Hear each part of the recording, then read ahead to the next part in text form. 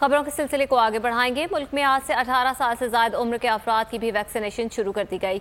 NCOC ने शहरियों को रजिस्ट्रेशन की हिदायत कर दी है। मुल्क भर में अब तक 79,53,000 से ज्यादा अफराद की वैक्सीनेशन मुकम्मल की जा चुकी है।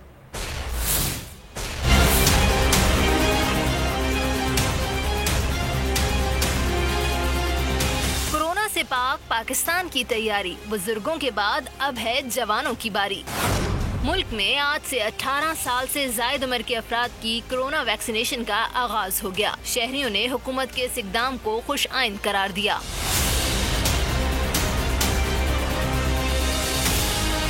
मुझे तो बहुत अच्छा यहाँ पे नज़र आ रहा है।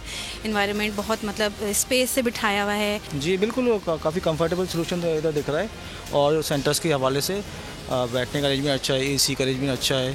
शायद मुश्किल से 5 मिनट बाहर खड़ा होना पड़ेगा और अभी जल्दी प्रोसेस हो रहा है अभी तक तो। शहरी कोविड-19 वैक्सीनेशन के लिए अपना CNIC नंबर 1166 पर भेजकर कोड हासिल कर सकते हैं और मौसूल OTP के साथ वैक्सीनेशन सेंटर जाकर वैक्सीन लगवा सकते हैं। NCOC के मुताबिक मुल्क भर में अब तक 79,53,000 से ज्यादा अफराद की वैक्सीनेशन मुकम्मल की जा चुकी है।